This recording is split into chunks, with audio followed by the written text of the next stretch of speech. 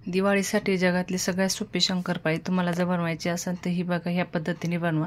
एकदम खुसखुशीत अशी भरपूर लेअरवाली, तोंडास टाकतात विरघळणारी, कुठलाही तामझाम न करता एकदम सोपी रेसिपी आहे। स्किप न करता शेवटपर्यंत नक्की बघा। नमस्कार, मी दीपाली, रेसिपी हाऊस मराठीमध्ये तुम्हा सर्वांचे खूप मनापासून स्वागत। इथे आपण 2 किलोच्या प्रमाणात शंकरपाळी बघणार आहोत। सर्वात प्रथम मोठ्या भांड्यामध्ये स्वच्छ गाळणीने गाळून साफ करून मैदा घ्यायचा आहे। इथे मी 2 किलोचं प्रमाण घेतलेलं आहे। तुम्ही जास्त करा किंवा कमी करा, त्या अंदाजानुसार माप कमी करायचं आहे। 2 किलो मैद्यासाठी अर्धा किलो पिठी साखर घेतलेली आहे, ती पण आपल्याला मैद्यामध्येच घालायची। चवीनुसार साधारणतः 1 चमचा मीठ घालायचं, 1 चमचा वेलची पावडर, साखर मैद्यामध्ये चांगली व्यवस्थित मिक्स करून घ्यायची। एकदम मी तर म्हणे जगातली सगळ्यात सोपी पद्धत आहे ही शंकरपाळी बनवायची। कुठलाही तामझाम नाही, काही नाही, फक्त मेजरमेंट व्यवस्थित घेतलं नाही, एकदम मस्त अशी तुमची शंकरपाळी बनणार आहे। तर सर्व साखर मैदा व्यवस्थित मिक्स करून घ्यायचा। आता आपण 2 किलोसाठी अर्धा किलो तूप गरम होण्यासाठी ठेवलंय, ते एकदम कडकडीत गरम करून घ्यायचे। बघा, मैद्यावर ओतल्यानंतर अशी त्याला उकळी आली पाहिजे, अशा प्रमाणात ठेवायचे।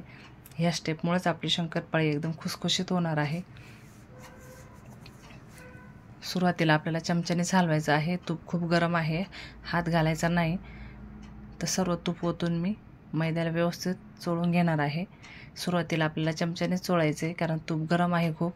थोडंसं नॉर्मल झालं, हाताला सहन होईल या प्रमाणात झालं की मग हाताने सर्व एकजीव करून घ्यायचे मिश्रण। तर मस्त मैद्याला असं तूप चोळून घ्यायचे।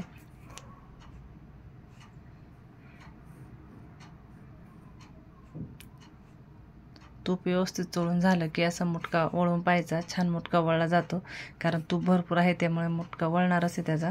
आणि मस्त असं सर्व मैद्याला एकदम तूप व्यवस्थित कोटिंग झालंय। आता आपण पीठ मळताना तुम्ही इथे दुधाचा वापर करू शकता, पण इथे मी पाण्यातच मळलेलं आहे। पाणी आपल्याला कोमट करून घ्यायचे। कोमट असतानाच आपल्याला हे पीठ मळायचं आहे, थंड पाणी नाही घ्यायचं। आणि मस्त याचा गोळा तयार करायचा आहे। बघा, एकदम आपण चपातीसाठी भिजवतो तसं एकदम गोळा नाही बनला तरी चालेल, असा आबडधोबड असला तरी काही हरकत नाही, कारण शंकरपाळीचं पीठ आहे, खूप पातळ नसतं ते। आणि थोडंसं झाकून ठेवायचं 10-15 मिनटं।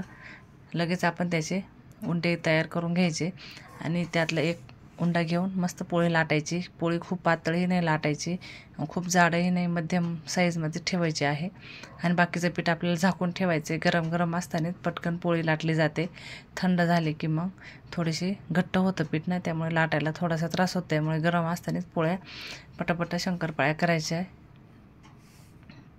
शंकरपाळ्या करून तुम्ही अशा ताटामध्ये किंवा एखाद्या पेपरवर जरी टाकल्या ना तरी काही हरकत नाही।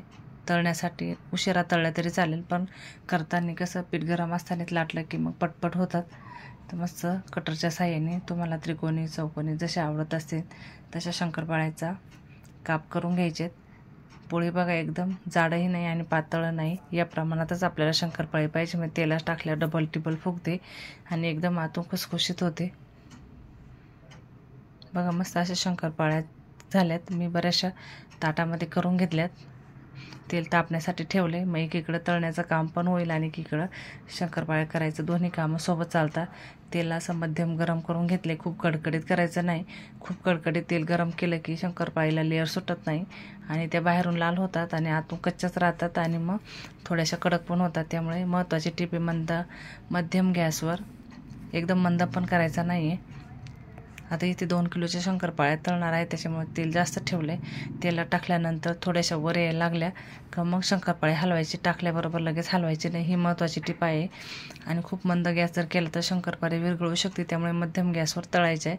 बघा, अशा सोनेरी रंगावर तळायचे आहे। सोनेरी रंग आला का काढून घ्यायचे। बघू शकता मस्त किती असे लेअर सुटलेत, ते तेवढे दिसतंय छान ना, तेवढे खायलासुद्धा एकदम अप्रतिम झालेली आहे।